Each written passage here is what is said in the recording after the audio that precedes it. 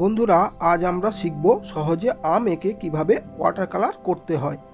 তো প্রথমে আম আঁকার জন্য এরকম একটা সি লিখে নাও। তারপরে এখান থেকে দুটো লাইন দিয়ে মাঝখান থেকে একটা ভাগ করে নাও। এবার এখান থেকে ঠিক এসের মতো করে একটু নামিয়ে এটাকে জুড়ে দাও। এখানে একটু ডাল এঁকে দিচ্ছি আমি, তোমরাও দেখে দেখে এইভাবে একটু ডাল এঁকে দেবে। এখান থেকে পাতা এরকম বাঁকা শেপ দিয়ে নিচের দিকে নামিয়ে দাও, একটু ডবল করে জুড়ে। পাতাটা যেমন করে আমি আঁকছি তোমরাও দেখে দেখে আঁকার চেষ্টা করো। পেন্সিল লাইনটা ভিতরে মুছে দাও। এবার একটু ডিটেলিং করে বুলিয়ে ডিটেলিংটা সুন্দর করে করে নাও। প্রথমে আমি কাগজটা ভিজিয়ে তারপরে ইয়েলো বা হলুদ রং নিয়ে ভরে দিচ্ছি। ভিজে থাকা অবস্থায় কিন্তু হলুদ রংটা তোমাদেরকে ভরে দিতে হবে।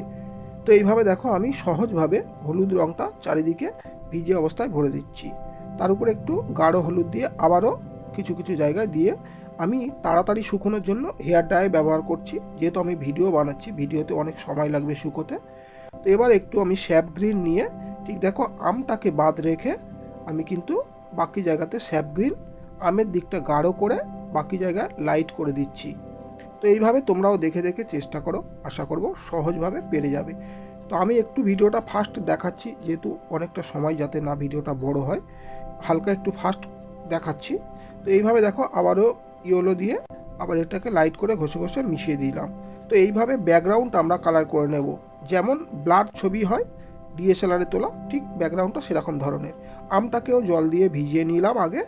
তো ভিজে থাকা অবস্থায় আবার ইয়েলো বা হলুদ রং দিয়ে দিচ্ছি। তোমরাও এইভাবে দেবে, আমি যেমন দেখাচ্ছি তোমরা একটু লক্ষ্য দাও, দেখো তাহলে বুঝতে সুবিধা হবে। উপরের দিকটা দেখো হালকা একটু হলুদের সঙ্গে লাল মিশিয়ে অরেঞ্জ টাইপে করে দিয়ে দিচ্ছি।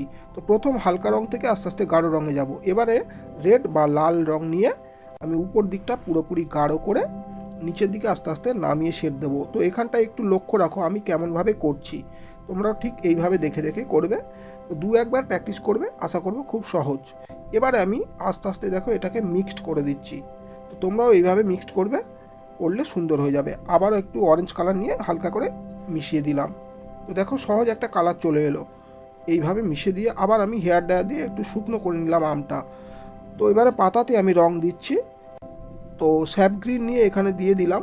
আর শুকিয়ে কেন দিলাম, যেহেতু কোনোভাবে এই স্যাপ গ্রিন যদি লালের উপরে যায় তাহলে স্প্রেড করে ছড়িয়ে যাবে, লালেতে বাজে দেখাবে। তো সেই জন্য শুকিয়ে তারপরে আমি কখন শুকালে কোন রঙটা চাপাচ্ছি তোমরা কিন্তু এটা খেয়াল রেখো, হ্যাঁ, তাহলেই সবচেয়ে সুবিধে হবে তোমাদের। তো দেখো পাতাটা আমি প্রথম লেয়ার চাপিয়ে নিচ্ছি, এবারে একটু পাতাতেও শুকিয়ে নিতে হবে, তারপরে কিন্তু আমরা ডিটেলিংটা করব। তো এখন আমি প্রথম লেয়ার চাপাচ্ছি, এই শুকিয়ে নিলাম পাতা ডালটা। এইবার আমরা ডিটেলিংগুলো করব। তো আমি এখানে ব্রাউন কালার নিয়ে গাঢ় করে ব্রাউনের সঙ্গে একটু কালো মিশিয়ে, অর্থাৎ ডিপ ব্রাউন করে এটাকে দিচ্ছি বাদামি রং দিয়ে। ঠিক দেখো এইভাবে গাছের ডালটা করে দিলাম। তো লাইট পড়ছে হয়তো তোমাদের একটু বুঝতে অসুবিধা হচ্ছে।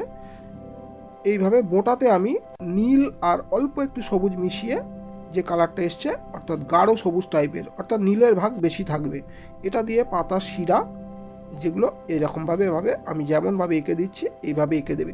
চেষ্টা করবে খুব শিরাগুলো যেন না গায়ে গায়ে হয়, আবার খুব যেন না দূরে দূরে হয়। তো এইভাবে এঁকে দাও, সহজ একটা সুন্দর আম